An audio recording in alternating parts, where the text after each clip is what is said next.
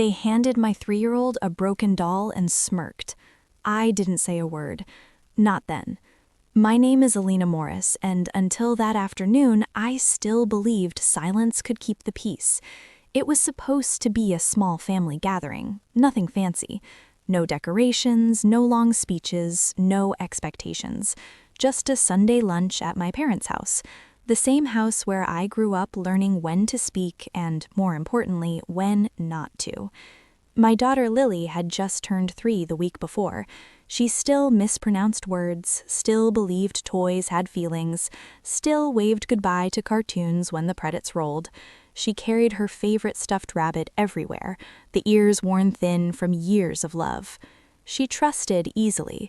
That trust shattered quietly, in a way only adults seem capable of. We arrived late. Not dramatically late, just late enough that everyone else had already settled in. Plates half full, wine glasses half empty, conversations already chosen. My mother barely looked up when we walked in. "You finally made it," she said, like I'd shown up uninvited. Lily tugged on my hand. "Mommy, I brought Bunny," she whispered, lifting the rabbit like it mattered. My sister Rachel noticed immediately. "Oh," she said, loud enough for the table, "she still carries that thing?" I smiled tightly. "She likes it." Rachel's mouth curled, not quite a smile, more like a decision. Rachel had always been like that, sharp in a way that never left marks, the kind of person who knew exactly how far she could go without being called out, and relied on everyone else to stay quiet. Her husband, Dan, sat beside her, scrolling on his phone, nodding along without listening. Their twin boys, 7 years old and already learning cruelty like a second language, kick each other under the table. And then there was Mom, watching everything, saying nothing. Lunch passed in fragments. Comments slipped between bites. "Is she still not in daycare? 3 already? Wow. You letting her eat carbs?" I answered calmly, carefully, like walking across thin ice. Lily sat beside me, swinging her legs, humming to herself. Every now and then she showed Bunny to whoever looked her way. Most didn't. Then Rachel stood up. "Oh," she said suddenly, "I almost forgot. We brought something for Lily." My stomach tightened, not from excitement, but instinct. Rachel reached behind the couch and pulled out a small gift bag, bright pink, crumpled tissue paper sticking out the top. Lily gasped. "For me?" she asked, eyes wide. Rachel crouched down to Lily's level, her smile sugary. "For you," she said. "Go ahead." Lily reached in with both hands. What came out wasn't wrapped. It wasn't new. It was a doll. Plastic, cheap. One eye stuck halfway shut, and one arm broken clean off, jagged at the shoulder like it had been snapped in half. The room went quiet. Lily looked at it confused. She turned it slowly, like maybe the missing arm would appear if she searched hard enough. "It's broken," she said softly. Rachel laughed. "Oh, honey, that's how it came." Dan smirked. One of the boys snorted. "Guess she won't need that arm." I felt it then, that sharp heat behind the eyes, the familiar pressure of a moment that demanded a response. My mother finally spoke. "Well," she said lightly, "kids break toys all the time." Rachel shrugged. "Exactly. She's 3. She won't notice." Lily noticed. She held the doll tighter, her small fingers brushing the broken edge. "Can we fix her?" she asked me. I swallowed. I could have said something then. I should have. But years of conditioning are hard to shake. So I smiled. "We'll see, sweetheart." Rachel watched my face carefully, waiting, measuring. When I didn't react, her smile deepened. That was when I understood something important. This wasn't carelessness. This was intentional. Rachel didn't forget a gift. She chose this one. She'd brought it knowing exactly what it was, knowing how it would land, knowing I would be forced into a choice, make a scene or swallow it, and she was betting on me swallowing it. After lunch, Lily sat on the floor trying to make the doll wave with its one good arm. She narrated softly, giving it a voice. "It's okay," Lily told the doll. "I still like you." Something inside me cracked. Rachel's boys circled her like sharks. "Why's her doll broken? Maybe she can't afford a new one. Mom, can we throw it?" Rachel didn't stop them. She watched me instead. I stood up. "Lily," I said gently, "let's get Bunny." She looked up at me, relief flooding her face. As we walked toward the door, my mother frowned. "You're leaving already?" "Yes. But dessert?" "We're good." Rachel raised an eyebrow. "Did something happen?" I met her gaze, calm, flat. "No." That confused her more than anger ever could. The drive home was quiet. Lily sat in the back seat, holding Bunny and the broken doll together. "Mommy," she asked after a while, "did I do something wrong?" That question lodged itself deep into my chest. "No," I said quickly, "you didn't do anything wrong." "Then why did Aunt Rachel laugh?" I tightened the grip on the steering wheel. She shouldn't have. That night, after Lily fell asleep, I sat on the edge of my bed staring at my phone. No messages, no apologies, just silence. The next morning, a picture popped up in the family group chat. Rachel's twins surrounded by brand new toys, boxes everywhere, smiling wide. Caption, "Spoiled already, haha." I didn't respond. I didn't respond the day after that either, when my mother texted, "You seemed sensitive yesterday." Or the next day when Rachel sent, "Hope Lily liked her gift." I let the silence stretch. Then I did something I hadn't done in years. I looked back. Not emotionally, financially. I'd helped my parents more than once, covered gaps, paid bills, fixed problems quietly, always quietly. Rachel knew that. She also knew I'd never used it as leverage. Until now. I opened my laptop and pulled up old records, transfers, emails, notes, numbers I'd ignored for the sake of family peace. And suddenly they were very loud. By the end of the week, I had a list. By the end of the day, I had a plan. I still didn't say a word. Not to Rachel, not to my mother, not to anyone. Because sometimes the most powerful response is letting people walk straight into the consequences they forgot you were holding back. And that broken doll? I didn't confront Rachel. That was the first thing she didn't expect.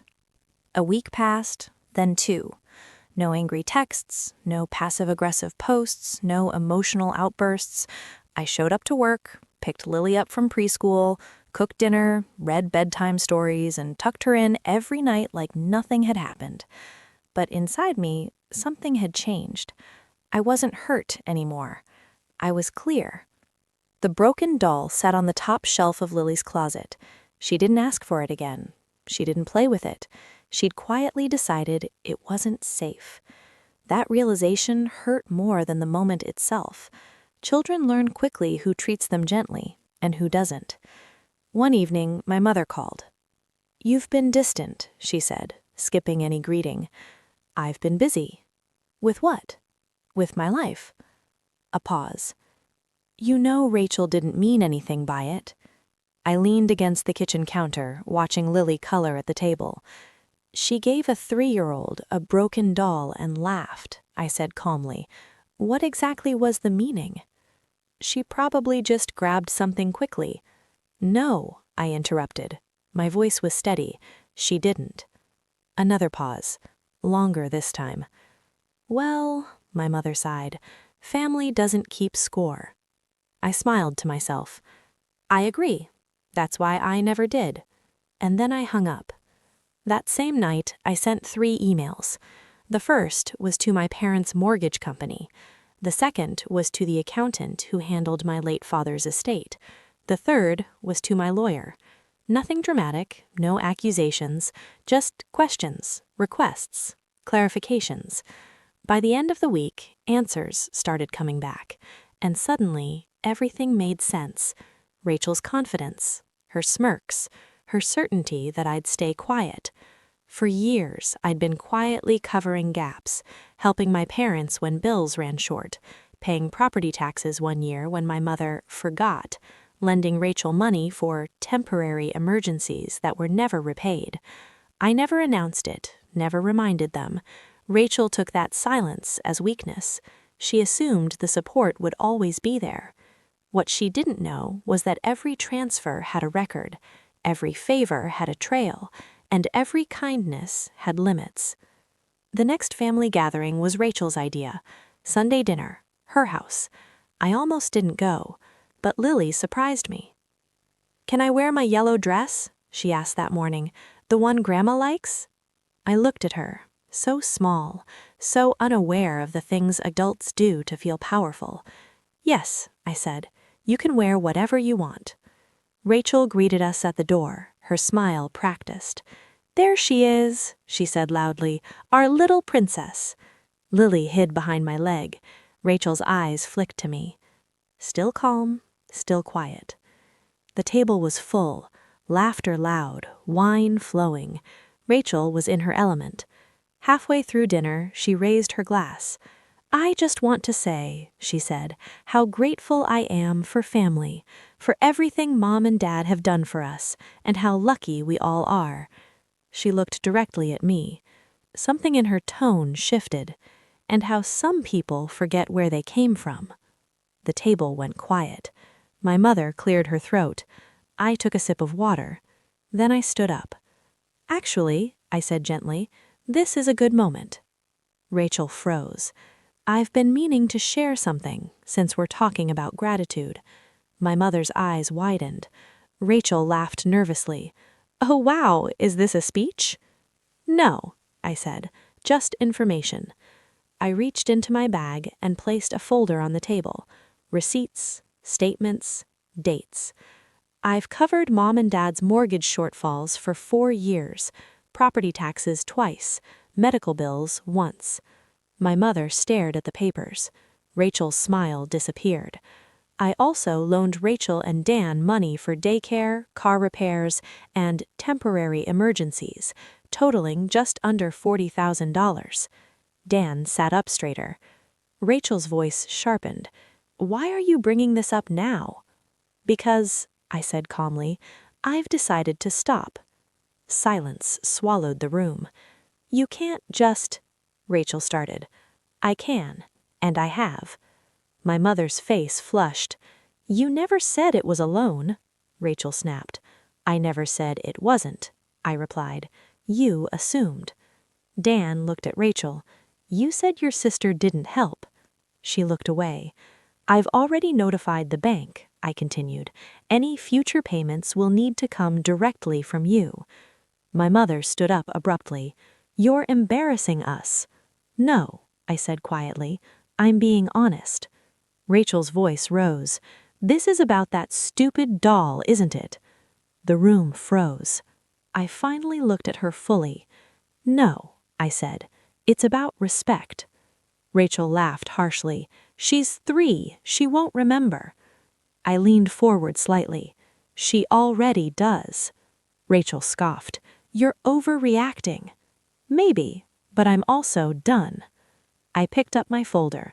"Lily and I won't be coming around anymore, not until she's treated with kindness." My mother's voice broke. "You're choosing this over family?" I looked down at Lily, who was quietly drawing at the table. "I'm choosing her," I said. We left without another word. The fallout was immediate. Rachel called, texted, apologized badly. "You didn't have to humiliate me. You could have talked to me privately. You're ruining the family." I didn't respond. 2 weeks later, my mother showed up at my door. No warning. She looked smaller somehow. "I didn't know," she said, sitting at my kitchen table. "I didn't realize how much you were helping." "I know," I said. She glanced toward Lily's room. "She loves you," my mother whispered. "I love her more," I replied. That was the first time my mother didn't argue. Rachel didn't speak to me for months. When she finally did, it wasn't with a smirk. It was with caution. Lily got a new doll for her 4th birthday. Brand new, perfectly intact. She thanked everyone politely and then put it down to hug Bunny instead. Some things can't be fixed with replacements. As for the broken doll, I donated it to a toy repair program with a note. Children deserve better than what adults give them. I didn't raise my voice. I didn't insult anyone. I didn't say, "I told you so." I just stopped protecting people from the consequences of their own behavior, and that was enough.